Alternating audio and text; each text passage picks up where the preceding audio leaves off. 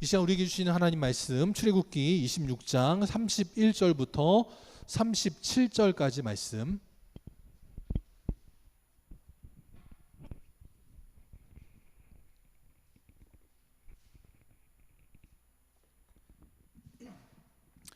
출애굽기 26장 31절부터 37절까지 한 절씩 교독하고 37절은 합독하겠습니다.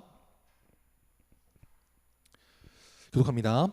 너는 청색, 자색, 홍색 실과 가늘게 꼰 배실로 짜서 휘장을 만들고 그 위에 그룹들을 정교하게 수어 놓아서 금 갈고리를 네 기둥 위에 늘어뜨리되 그 네 기둥을 조각목으로 만들고 금으로 싸서 네 은받침 위에 들치며 그 휘장을 갈고리 아래에 늘어뜨린 후에 증거계를 그 휘장 안에 들여 놓으라. 그 휘장이 너희를 위하여 성소와 지성소를 구분하리라.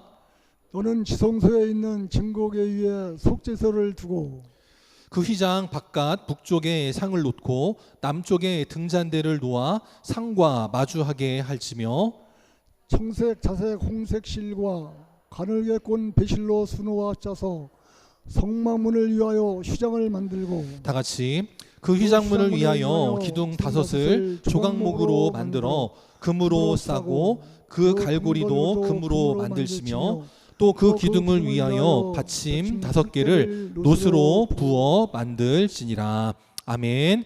옆 사람과 인사합니다. 사랑합니다. 축복합니다. 이 시간 주님 앞에 나와 예배드리는 우리 사랑하는 성도님들에게 하나님께서 날마다 지켜주시고 보호하시고 때를 따라 돕는 은혜로 날마다 축복하시는 복된 인생들 될 수 있기를 주님의 이름으로 축원합니다. 이 시간 은혜의 자리로 모이게 하라, 은혜의 자리로 모이게 하라 라는 제목으로 함께 하나님 말씀 나누도록 하겠습니다. 춘천시에서 요즘 젊은이들이 어렵게 공부하고 왔는데 막상 이제 일하면서 보니까 자기 마음에 들지 않더라는 거예요. 그래서 많이 떠나는 공무원들이 늘어나더라라는 겁니다. 대책을 내놓았는데 그게 뭐냐면 나무를 심기로 했습니다. 그래서 그 나무들마다 묘목들마다 공무원들의 이름을 적어서 묘목을 심어서 그 나무가 자라는 것을 보면서 뿌듯하게 여겨라, 자부심을 가져라, 그런 식으로 했다는 겁니다. 그리고 저렇게 신입 공무원들을 모아놓고 사진도 찍었습니다.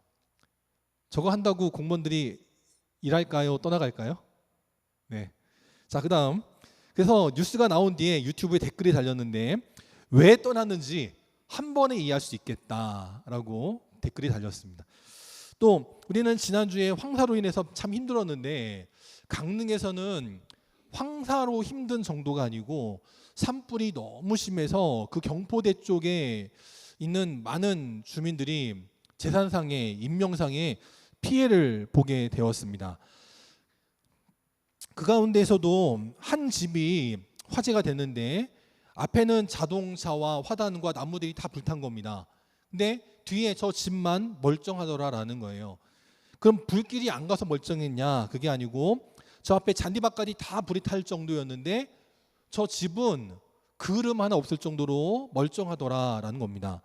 그 이유가 뭐였냐면 저 집의 주인은 건축업자입니다. 그러니까 자기가 이제 노년에 살기 위해서 집을 지었다는 거예요. 그래서 이렇게 주택을 구입할 때에는 그러니까 그 건축주가 자기가 살려고 지은 집을 구하라 이런 말이 있거든요. 그러면 잘 짓는데 꼼꼼하게. 근데 정말 저 집도 자기가 살려고 지은 집이기 때문에 외장재도 심지어는 유리도 모든 것들이 다 이렇게 난연 불에 타지 않는 그런 특수한 재질로 된 값비싼 재료들을 자재들을 아낌없이 부어서 만들었더니 다른 집들은 다 불에 타고 어려움을 당할 때 저 집은 멀쩡하더라라고 나왔다라는 거죠. 이 두 가지 뉴스를 보면서 제가 깨달은 건 뭐였냐면 먼저 첫 번째, 우리의 믿음도 평상시에는 티가 나지 않는다는 거예요. 저 집의 주인도 자기가 저 집을 지으면서 많은 돈을 들여서 비싼 자재들을 가지고 집을 지었습니다. 그럴 때 나서기 좋아하는 사람들은 뭐하러 그렇게 지어? 그냥 대충 지으면 되지. 그랬을지 모릅니다. 평상시에는 이 집이나 저 집이나 티가 안 나는데 어느 때 티가 나요? 불이 나면 티가 나는 겁니다. 저는 또 한편 느꼈던 게 강릉, 뭐 고성, 양양, 속초, 뭐 동해 산불들이 그렇게 많이 나는데 옛날에 지은 집들이야 뭐 말할 거 없지만 요즘 지은 집들이 저런 자재를 쓰지 않았다는 게 저는 오히려 더 신기하더라고요. 우리 예수님께서도 비유로 말씀하시기를 모래 위에 지은 집은 짚기는 쉬우나 그러나 비가 한번 내리면 다 휩쓸려간다라고 말씀하셨어요. 반석 위에 집을 짓는 것은 어렵지만 그러나 반석 위에 집을 지으면 아무리 홍수가 나도 끄떡없다라고 말씀하셨습니다. 우리의 믿음도 그래요. 세상에서 살아가는 것과 우리 믿는 사람들이 살아가는 것 평상시에는 아무 티도 나지 않습니다. 그런데 어느 때 티가 나냐면 인생에 한번 풍파를 만나보면 티가 나는 거예요. 인생의 고난을 겪어보면 믿음이 있는 사람과 없는 사람의 차이가 나게 돼 있습니다. 그래서 여러분 힘들고 어렵지만 신앙생활하는 건 우리가 인생의 고난을 만날 때 티가 나는 겁니다. 그리고 또 살아있을 때 인생의 고난을 통해 가지고 깨달으면 다행인데 어떤 사람들은요 죽은 다음에 깨달아요. 죽은 다음에 육신의 눈을 감았더니 영의 눈이 띄어집니다. 그러고 나서 보니까 어디서 눈을 떠요? 지옥문에서 눈을 뜨면 그때는 소용이 없는 거예요.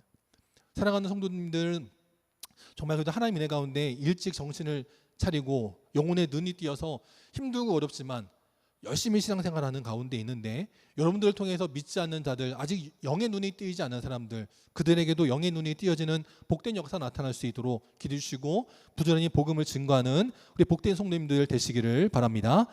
또 한 가지 두 번째로 깨달은 게 뭐가 있었냐면 진단이 잘못되면 대책은 소용이 없다라는 거예요. 요즘 인구가 줄어서 취약 연령이 그러니까 취약생들의 수가 줄어든다 그러니까 대책을 뭐로 내나요? 입학 연령을 낮춰 5살부터 입학시켜 그런 대책을 내놓습니다. 또 요즘 학생들이 줄어드니까 군에 입대하는 현역병들이 줄어든다 그러니까 그러면 장애인들도 입대시켜 그런 대책을 내놓습니다. 또 젊은이들이 애를 안 낳는다 그러니까 애를 셋 낳으면 군대를 면제시켜줘 그런 대책을 내놔요. 근데 애를 셋 낳았다는 얘기는 이미 나이가 30대는 지났다는 얘기인데 그때 군입대 면제시키면 무슨 소용이 있어요? 어쨌든 그런 대책을 내놓고요. 살기 힘드니까 자살하는 사람들이 늘어나거든요. 그러면 자살 못하게 번개탄을 만들지 마. 그런 대책을 내놓습니다. 이번에도 산불이 났어요. 그러니까 무슨 대책을 내놓냐면 불에 타지 않는 불에 잘 타는 소나무를 심지 마. 그런 대책을 내놓습니다. 그러면 답이 없는 거예요. 제가 뭐 남을 비판하자 그런 얘기가 아니고 우리도 그런 적용을 할 때가 있다는 겁니다. 우리도 때로는 손쉽게 무언가를 딱 하는데 그게 사실은 초딩만도 못한 결과를 내놓을 때가 있는 거예요. 저도 그렇고 뭐 여러분에게도 그럴 때가 있을 수 있습니다. 우리는 지혜를 구하는 자들이 돼야 되는 거예요. 지혜를 구해서 지금의 문제를 어떻게 잘 풀어나가야 되는가, 우리 교회가 부흥하려면 어떻게 해야 되는가, 우리나라가 지금의 어려움을 헤치고 부흥 발전하면 어떻게 되는가 기도함으로 하나님의 지혜가 임하여서 오늘 이 건축업자는 남들 보이기에는 미련하고 어리석어 보여도 장래에 일어날 일을 미리 준비해서 대비했던 것처럼 우리가 그렇게 나갈 때 하나님 앞에 칭찬받고 인정받고 주변에 많은 사람들에게 좋은 소문나는 복된 교회와 복된 성도들이 다 될 수 있기를 주님의 이름으로 축복합니다. 오늘 말씀은 또다시 휘장에 대해서 말씀을 합니다. 그런데 처음에 보았던 휘장은 지붕과 벽으로서의 외장재로서의 휘장이었다면 오늘 말씀은 문으로서의 휘장 그리고 내부에서 방을 구분하는 내부의 벽으로서의 휘장을 말씀하고 있습니다. 그래서 먼저 첫 번째 우리는 이 성소와 지성소 안에 두 개의 휘장이 있었다는 것을 알아야 된다는 거예요.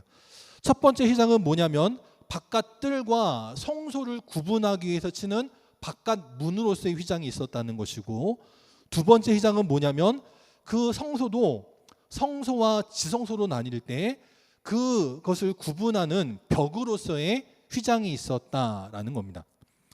그래서 첫 번째 휘장은 36절에 나오고 있는데 성막 문을 위하여 청색, 자색, 홍색 실과 가늘게 꼰 배실 이것을 가지고 휘장을 만들어라 라고 말씀했습니다. 두 번째 휘장은 또 어떻게 만드냐면 똑같이 31절에 보니까 청색, 자색, 홍색 실과 가늘게 꼰 배실로 휘장을 만들 때 이 두 번째 휘장에는 차이가 있는데 그게 뭐냐면 그룹을 수놓아라라고 했다는 거예요. 마치 그 성막의 천장이 되는 맨 안쪽에 있는 첫 번째 덮개가 청색, 자색, 홍색 실과 가늘게 꼰 배실로 아름답게 문양을 만들 때 거기다가 그룹을 수놓았던 것처럼 이 두 번째 휘장에도 성소와 지성소를 구분하는 이 휘장에도 그룹을 수놓아라라고 하나님 명령하셨다라는 겁니다. 휘장은 다른 말로 하면 커튼입니다. 커튼. 커튼은요, 쳐져 있으면 사람의 본능이 어떠냐면 걷어버리고 싶은 그런 본능이 생깁니다. 그 어디 호텔에 놀러 갔을 때 그 커튼이 쳐져 있으면 열어보고 싶어져요. 그 밖에 풍경이 어떤가, 밖의 모습이 어떤가, 그러면서 자꾸 이렇게 커튼을 걷게 됩니다. 이 커튼이라고 하는 것은 사람의 궁금증과 호기심을 자아내는 그런 모습들이 있습니다. 이거는 베르사유에 있는 궁전에 있는 아주 화려한 커튼이고요. 또 요즘 많은 그런 이제 부모님들이 우리 딸 공주님처럼 키우려고 저렇게 침대에다가 캐노피를 달아놓고 커튼을 또 만들어주기도 합니다. 저도 우리 딸아이들 저렇게 해주고 싶었는데 침대는 예쁜데 막상 열어보니까 저 같은 얼굴이 까꿍 이러고 있으면 얼마나 그러겠어요. 그래서 저는 안 만들어줬거든요. 어쨌든 휘장이 있으면 열고 싶은 게 사람들이 마음입니다. 가보고 싶고 열어보고 싶고 그게 사람의 마음이라는 거예요.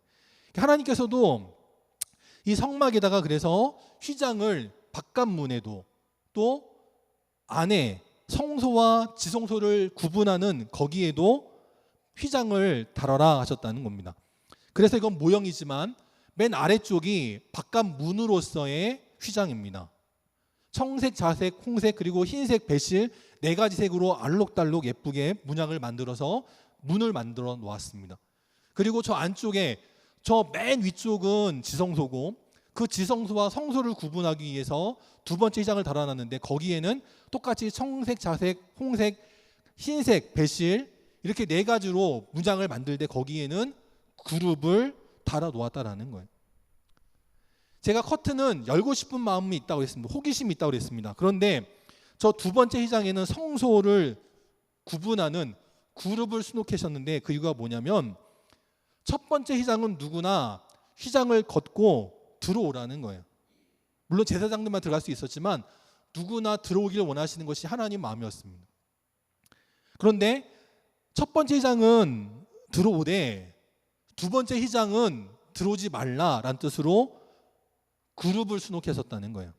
이 그룹은 어떤 의미가 있냐면 창세기 3장에 보니까 에덴 동산에 아담과 하와가 범죄에서 쫓겨난 다음에 혹시라도 들어오지 못하도록 하나님께서 생명나무의 길을 지키고자 그룹을 세워두셨다는 겁니다. 이 그룹은 하나님의 호위병 같은 존재들입니다. 그래서 아무나 함부로 들어오지 못하도록 막기 위해서 존재하는 게 그룹이었다는 거예요. 그래서 저 그룹이 있는 곳은 아무도 함부로 들어가지 못하게 하는 겁니다. 누구만 들어가냐면 1년에 딱 한 번 대제사장만 들어갈 수 있습니다. 그도 아무렇게나 들어가는 것이 아니라 들어가기 전에 이미 목욕 제기를 하고 이미 그 전부터 오랜 세월 동안 자기가 부정한 짓을 하지 않도록 주의하고 그럼에도 불구하고 혹시라도 내가 무슨 죄가 있을까 봐 하나님 앞에 먼저 제사를 드리고 어린 양의 피를 뿌리고 그 다음에 들어갈 수 있는 게 바로 지성소였다라는 거예요. 하나님은 우리에게 누구나 오라라고 말씀하시지만 또 한편으로는 아무나 오지 마라라고 경계하시는 부분들이 있다는 거예요. 그래서 그것을 잘 지켜야 되는 겁니다. 분별할 수 있어야 되고 잘 지키는 자들이 될 수 있어야 되는 거예요. 똑똑한 학생들은 선생님께서 A라고 말하실 때와 B라고 말하실 때의 차이를 잘 구분합니다. 근데 어리석은 아이들은요, A라고 말할 때하고 B라고 말할 때를 구분하지 못해요. 그래서 걔네들은 항상 선생님한테 지적당하고 혼나고 그러더라라는 거죠. 오늘 하나님께서 지성소를 특별하게 구분하셔서 하나님의 호위병은 그룹들로 수놓아서 아무나 들어오지 못하게 하신 것은 이유가 있다는 겁니다. 그러면 진짜 또 1년에 딱 한 번 제사장만 들어갈 수 있고 아무나 못 들어가느냐? 그러진 않았습니다. 왜냐하면 이 성막이라고 하는 것은 이동을 해야 되는 것이기 때문에 하나님께서 성령의 구름을 일으켜 주셔서 이동해야 될 때가 되면 레위인들이 성막 안에 들어갑니다. 그걸 다 철거해요. 해체를 합니다. 성소와 지성소를 구분하는 저 두 번째 휘장도 떼내고요. 그 안에 들어가서 등잔대, 진설병상 그 모든 것들을 다 그 언약궤 안에 뚜껑을 열고 집어넣고 언약궤를 메고 이동들을 합니다. 분명히 함부로 들어가면 죽어야 되는 그 자리에 이동할 때가 되면 레위인들이라면 누구나 다 들어가서 그 안에 들어가서 뭐 그냥 이것도 하고 저것도 하고 온갖 작업들을 다 하고 할 수 있다라는 거예요. 하나님께서 정하신 때가 있고 하나님께서 금하신 때가 있다는 겁니다. 비슷한 예가 뭐가 있냐면 사무엘상 6장에 보면 이 어리석은 백성들이 엘리 제사장 때 블레셋과 전투를 벌이다가 여호와의 언약궤를 들고 나가면 승리하지 언약궤를 들고 나갔습니다. 들만하지 못한 자들이 언약궤를 메고 전쟁에 나갔다가 전쟁에서 패하게 됩니다. 결국 그래서 여호와의 언약궤를 블레셋에게 뺏겼습니다. 근데 나중에 이 여호와의 언약궤 때문에 블레셋에 온갖 재앙들이 벌어지니까 블레셋 사람들이 여호와의 언약궤를 다시 돌려보냅니다. 그때 유대 땅의 베세메스 사람들이 여호와의 언약궤가 돌아오는 것을 보고 감사한 마음도 들고 또 한편으로는 저 블레셋 사람들이 여호와의 언약궤 속에 있는 내용물들을 혹시 잘못하게 파손시키진 않았을까 하는 그런 걱정의 마음으로 언약궤를 들여다봤습니다. 그것 때문에 하나님께서 그 유대 백성들을 치셔가지고 5만 70명, 어느 성경에는 5만 70명으로 되어 있고 어느 성경에는 70명으로 되어 있습니다. 결국은 죽게 됐다는 거예요. 내가 비록 걱정하는 마음은 있지만 하나님의 때가 아닐 때 아무리 걱정하는 마음이 생겨도 그 언약궤를 들여다보면 죽는다는 거예요. 이것 때문에 이 성경의 구절을 가지고 만들어진 영화 가운데 뭐가 있냐면 바로 인디아나 존스 1편 레이더스라는 영화가 있었습니다. 이 영화에도 보면 마지막에 독일군의 박사와 군인들이 언약궤를 함부로 열어봤다가 죽임당하는 사건이 벌어져요. 열지 말아야 할 때 함부로 열면 죽임당하는 겁니다. 그러나 하나님께서 명령하셔서 얘들아 이제 이동해라. 그럴 때에는 누구나 지성소에 들어갈 수 있는 거예요. 여호와의 언약궤의 뚜껑도 열 수 있습니다. 그 진설병 상도 집어넣고 이것도 집어넣고 아론의 쌍난 지팡이도 집어넣고 만나가 담겨있는 항아리도 집어넣고 그렇게 되는 거예요. 하나님은 우리에게도 이런 은혜를 주기를 원하십니다. 그래서 맨 첫 번째 휘장은 누구나 올 수 있는 아무런 그룹의 모양이 없는 휘장을 달아놓으셨어요. 준비된 자, 어린 양의 피로 깨끗하게 사함받은 자 누구나 들어오라라는 것입니다. 그런데 준비되지 않은 자들이 함부로 하나님께로 다가왔다가 죽임당하는 것을 막기를 원하셔서 하나님은 그룹을 수놓으시고 여기부터는 아무나 들어오면 안 돼 하셨다라는 거예요. 그런데 이제 이것이 언제 사라지게 되냐면 어린 양의 필요가 없어진 예수 그리스도의 보혈로 죄사함 받은 이 시대, 이 은혜의 시대, 성령의 시대를 살아가는 지금은 이제 이 구분이 사라지게 되었다라는 거예요. 예수님께서 십자가를 지실 때 어떻게 돌아가셨냐면 마태복음 27장 51절에 보니까 십자가에서 당신의 온몸이 다 찢기셨습니다. 손과 발에 못자국이 나고요.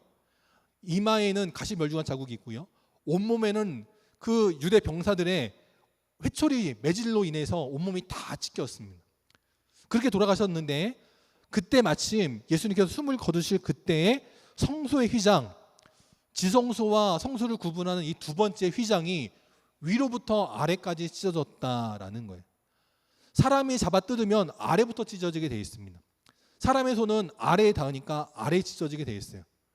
근데 이 성소의 휘장은 높이가 5m였기 때문에 위에서부터 찢어졌다라는 얘기는 사람이 찢은 게 아니다라는 뜻이라는 거예요.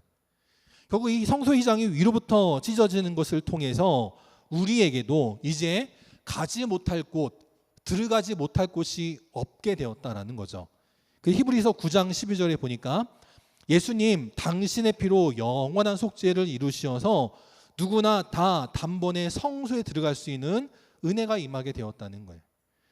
히브리서 10장 19절 20절 말씀해 보니까 우리가 예수의 피를 힘입어 성소에 들어갈 담력을 얻게 되었다라는 겁니다. 왜냐? 이 두 번째 휘장 가운데로 우리 예수님께서 열어놓으신 새로운 살 길이 열렸기 때문에 우리가 이제는 구원받게 되었다라는 거예요. 히브리서 6장 19절 함께 읽어보겠습니다. 시작. 우리가 이 소망을 가지고 있는 것은 영혼의 닷 같아서 튼튼하고 견고하여 휘장 안에 들어가나니. 아멘. 전 여러분에게 이러한 소망이 있기를 바랍니다. 하나님은 우리 모두가 주의 존전으로 나오기를 원하고 계세요. 그런데 죄인된 우리가 함부로 하나님께 나아갔다가 죽기를 원치 않으시기 때문에 두 번째 휘장을 만들게 하셨습니다. 근데 이제는 그 두 번째 휘장도 이제 사라지게 된 거예요. 이제 누구든지 하나님을 아버지로 모시고 예수님을 내 삶의 주님으로 모시고 예수 그리스도가 나를 위해 죽으셨다라고 하는 믿음이 있는 자라면 누구나 다 하나님께로 들어갈 수 있는 은혜가 열리게 되었고 그것을 우리에게 소망으로 주셨다는 겁니다. 이 소망은 뭐냐? 영혼의 닻이라는 거예요. 닻을 깊게 내린 배는요, 아무리 거센 풍파가 밀어닥쳐도 흔들리지 않습니다. 우리의 삶에 아무리 어떠한 재난과 재앙이 밀어닥친다 할지라도 이 성소로 들어갈 수 있는 소망이 있는 영혼들은요, 흔들리지 않게 된다는 거예요.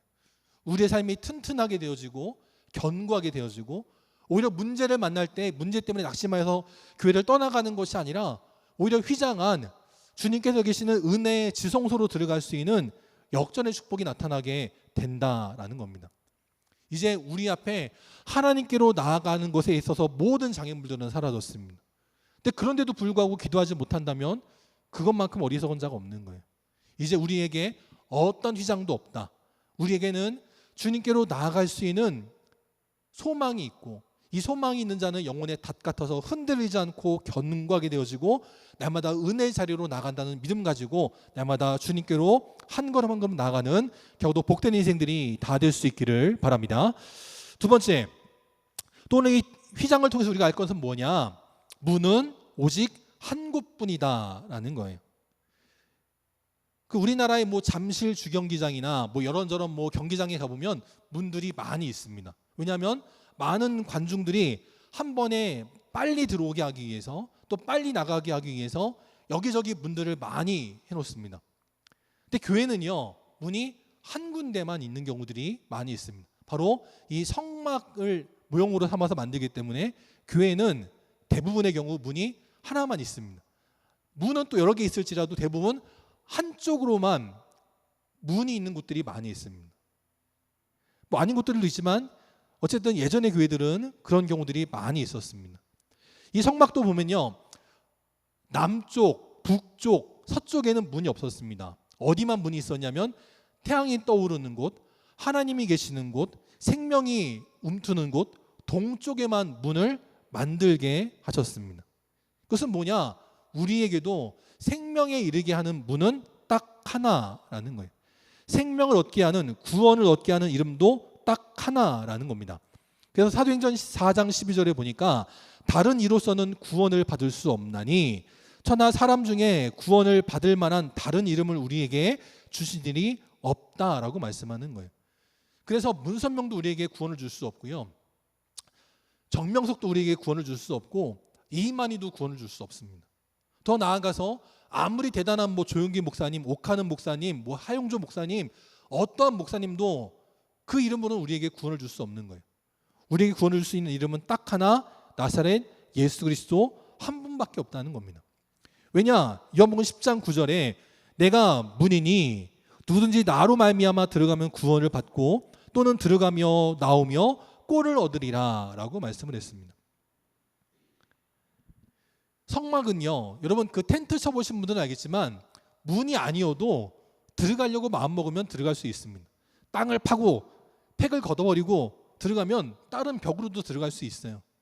이 성막도 가로로 지른 빗장이 5개 있긴 했지만 사람들이 마음먹으면 뭐 땅을 파고 들어갈 수도 있고 이렇게 저렇게 들어갈 수 있습니다.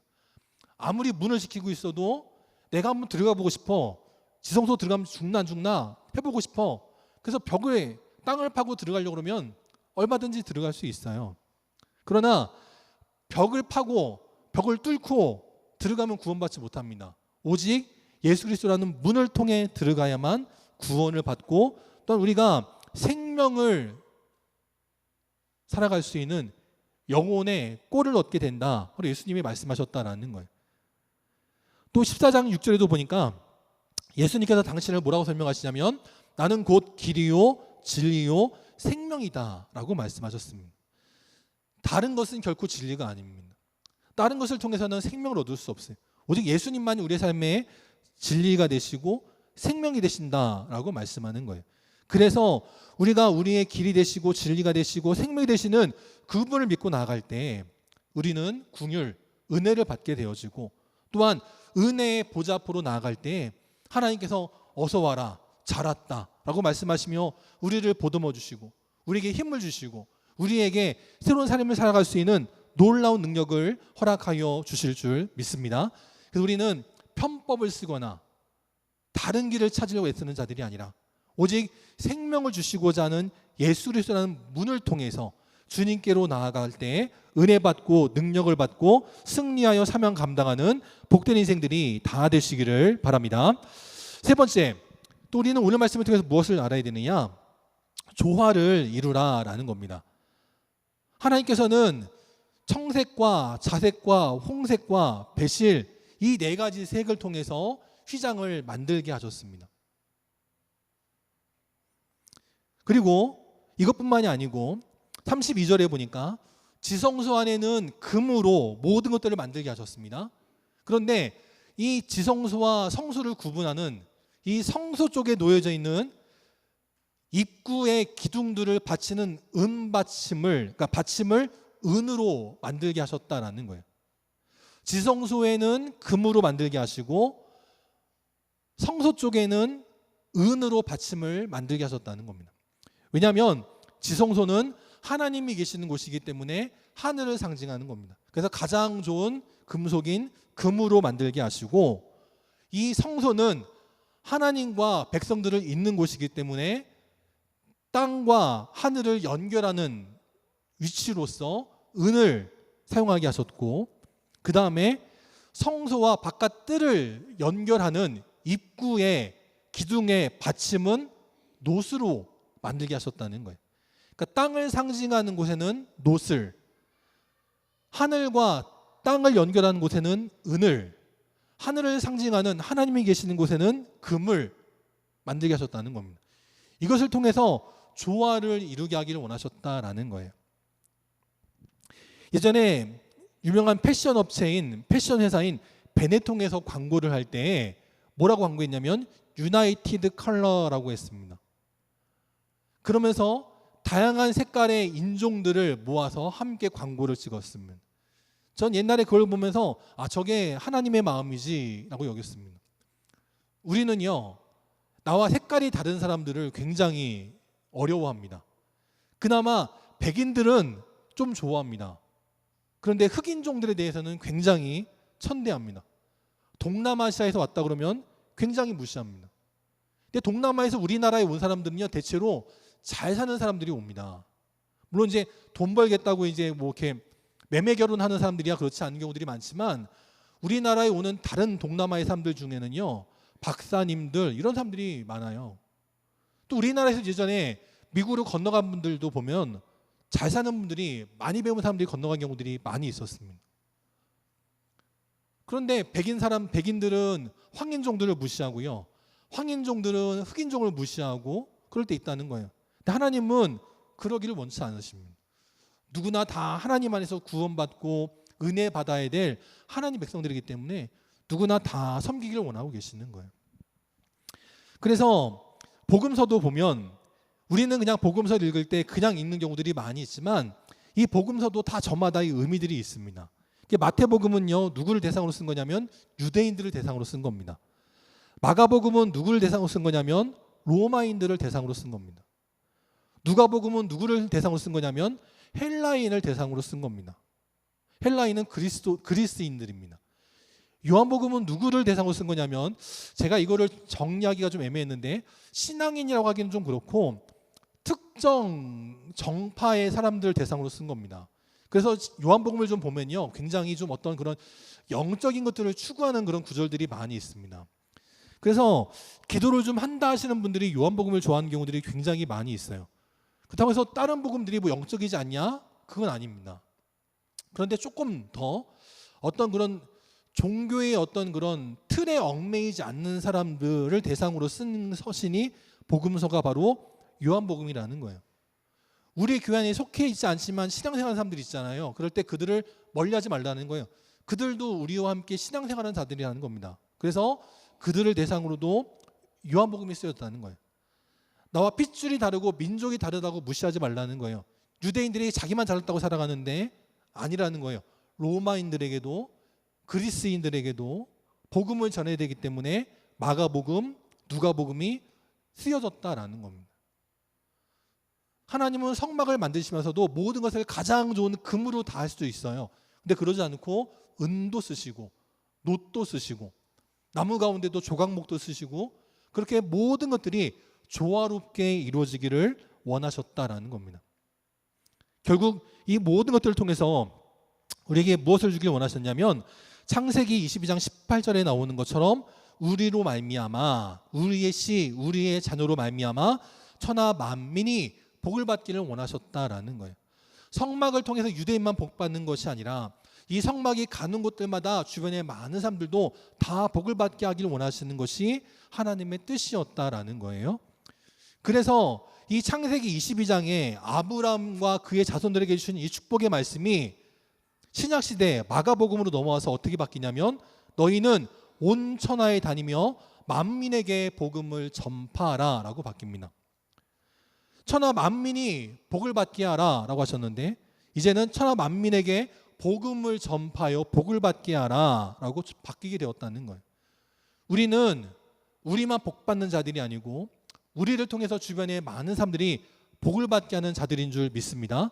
그래서 우리 영광교회가 우리 영광의 성도들이 축복의 통로가 되시어서 여러분들이 가시는 곳마다 천하의 만민들이 복음을 듣게 되고 복음을 들음으로 말미암아 하나님의 축복을 받는 복된 역사가 나타나는 겨우도 복된 발걸음들이 다 되시기를 바랍니다. 제가 백종원 대표님을 좋아한다고 몇 번 말씀드렸는데 얼마 전에도 또 백종원 대표님이 유튜브에 동영상을 하나 올렸어요. 그게 뭐냐면 이 예산에 백종원 대표의 이름을 따서 국밥거리가 만들어졌다는 겁니다. 이게 굉장히 옛날에 한 5, 6년 전인가에 만들어졌다는 거예요. 이분이 마이리텔 텔레비전에서 이제 TV에 나오면서 이름을 얻게 되니까 예산의 군수가 백종원 씨 이름을 그냥 따가지고 국밥거리를 명칭했다는 겁니다. 원래 그 전부터 근데 예산이 이제 그 소로 유명하니까 국밥을 많이 팔았는데 거기다가 백종원 이름을 딱 갖다 붙인 거예요. 또 이제 이 백종원 대표가 예산에서 이제 시장을 리모델링하고 그러니까 사람들이 많이 오니까 시장에서도 먹지만 또 그 옆에 백종원 국밥거리가 가서도 또 많은 사람들이 밥을 사 먹었다는 겁니다. 그런데 이런저런 문제가 생겨가지고 이 백종원 대표님하고 그 군청의 공무원들하고 국밥거리의 그 사장님들하고 모여가지고 간담회를 열었습니다.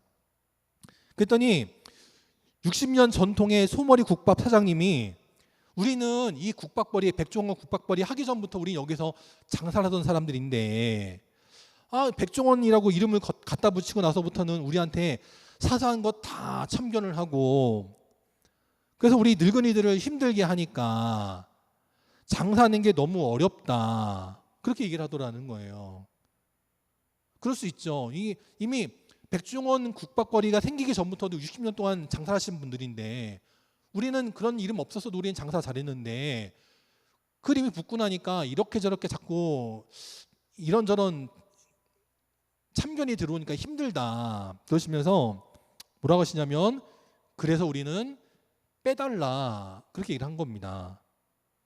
그래서 백종원 대표가 이해하는데 백종원이라는 이름을 떼더라도 어차피 강화된 위생법 때문에 결국은 문제가 생깁니다. 이거는 제 이름을 쓰는 것과 쓰지 않는 것과 별개의 문제입니다. 그렇게 얘기를 했어요. 그랬더니 또 뭐라고 얘기를 하냐면 우리가 영업정지 1년을 당하던 아니면 벌금으로 1,000만 원을 물든지 어떤지 간에 우리 장사는 그냥 우리가 알아서 하고 싶어요. 그렇게 얘기했다는 겁니다. 근데 그러면 왜 이런 자리가 열렸냐? 유튜브에 댓글들을 다는데 고기 맛이 냄새가 나고 이상해요. 또 가보니까 국에다가 물을 타요. 그런 이제 댓글들이 올라온 거예요. 그러니까 백종원 대표가 걱정이 돼가지고 온 거죠. 그래서 이분이 이렇게 말합니다. 이전엔 별거 아니었을지 모르지만 이제는 큰일이 날 수 있습니다. 그러니까 백종원 이름을 떼더라도 이러시면 안 돼요. 라고 한 거예요. 그러면서 자기가 이제 이렇게 컨설팅 해준 이제 국밥집을 다녀봤는데 정말 냄새가 나는 식당이 있는 거예요. 그래가지고 이러면 안 된다고 아침에 삶아도 충분하니까 아침에 삶으라고 해준 겁니다. 근데 나중에 또 가봤어요. 가봤는데 또 어제 삶아 놓은 거를 오늘 또 파는 겁니다. 남았다고. 그러니까 문제가 되는 거죠. 결국 그래서 이 백종원 대표님이 백종원 국밥거리에서 백종원이라는 이름을 떼버린 겁니다. 그러니까 이제 상인들이 이제 간섭을 받지 않아서 이제 좋겠다 했을지 모르지만 이름만 떼간 게 아니고 결국은 그 백종원이란 이름 보고 왔던 손님들이 이제 안 오게 된 거예요. 그러니까 상인들이 안타까움을 표출하더라라는 겁니다. 평일에는 5,000명, 주말에는 10,000명의 손님들이 찾아왔던 곳인데 백종원이라는 이름이 떼어지니까 또 저는 유튜브가 올라가니까 가면 안 되겠구나 해가지고는 안 거다라는 거죠. 그러니까 어떤 국밥집 사장님이 이렇게 인터뷰를 했습니다. 여기 국밥거리의 상가가 한 7집 되는데 한두 사람이 그런 말을 한 것 때문에 이제 분위기가 안 좋아졌다. 손님들이 안 온다. 그런 얘기를 하더라는 거예요. 제가 이 말씀을 길게 들은 이유는 뭐냐면 우리도 그럴 때가 있다는 겁니다. 백종원이라는 이름이 붙어가지고 손님들이 몰려오니까 장사가 잘 돼가지고 돈은 많이 벌었는데 이제는 그것 때문에 백종원 씨가 와가지고 자꾸 이렇게 저렇게 간섭을 하니까 간섭받기는 싫은 거예요. 그러니까 백종원 이름 떼라. 그런 겁니다. 그럼 우리도요. 이제 우리에게 적용을 해보면 내가 복 받고 싶어서 교회 나왔습니다. 신앙생활을 합니다. 하나님의 자녀로서 이제 살아가면서 복 받기를 원해서 기도하고 열심히 신앙생활을 해요. 그러니까 하나님께서 건강의 복도 주시고 평안의 복도 주시고 물질의 복도 주십니다. 근데 이제 그 다음에 이제 너 이제 어린애 아니야. 너 이제 초신자 아니야. 너 이제 믿음의 중직자니까 사명 감당해야지. 충성해야지. 이렇게 사명 감당해야지. 그러면서 조금씩 생활에 어떤 간섭이 들어가거든요. 그럴 때 나 그거는 싫고 그냥 복만 받고 싶어요. 나 뭐 성경 공부도 싫고 뭐 영성 생활도 싫고 신앙 훈련도 싫고 저 그런 거 다 싫고 그냥 복만 받고 싶어요.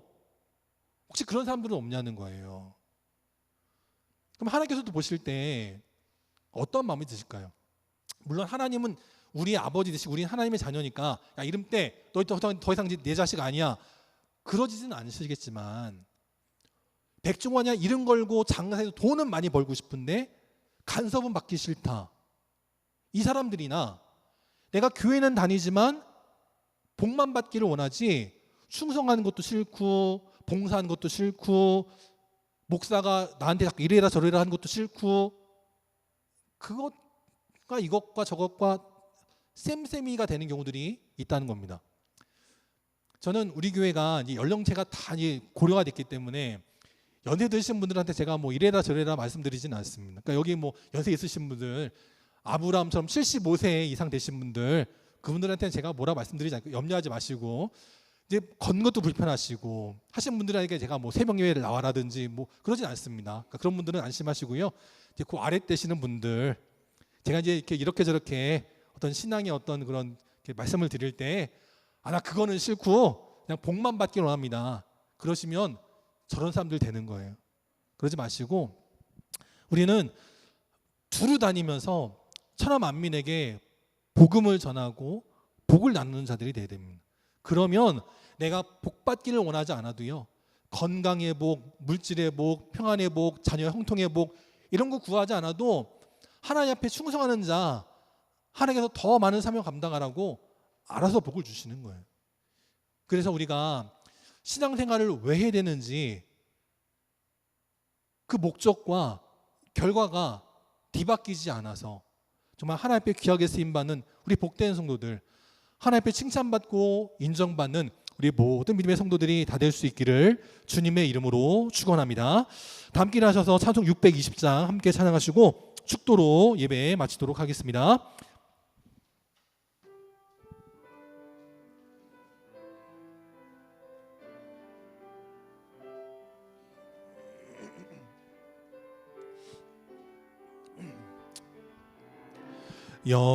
여기에 모인 우리 주의 은총 받은 자여라.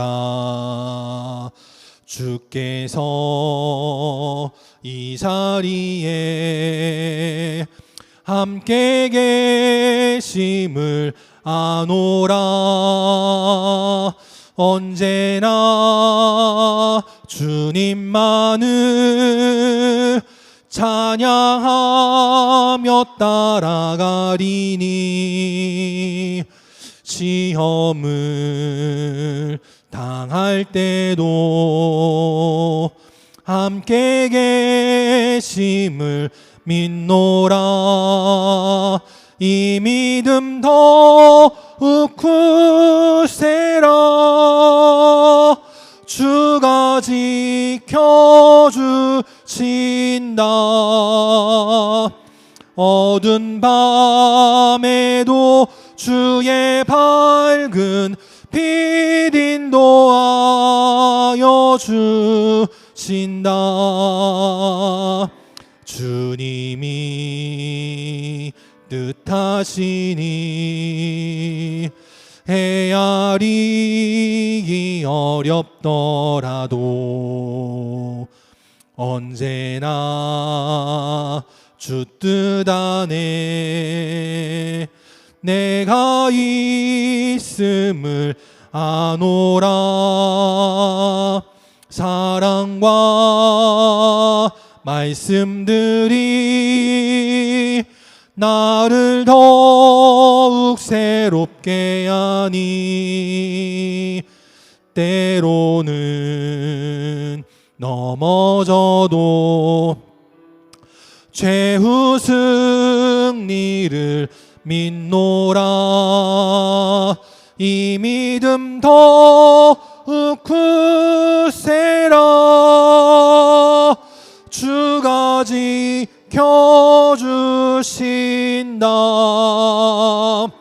어두운 밤에도 주의 밝은 빛 인도하여 주신다. 여기에 모인 우리 사랑받는 주의 자녀라. 주께서 뜻하신 바 우리 통해 펼치신다. 고통과 슬픔 중에 더욱 주님 의지하오니 어려움 이겨내고 주님 더욱 찬양하라. 이 믿음 더욱 굳세라. 주가 지켜주신다.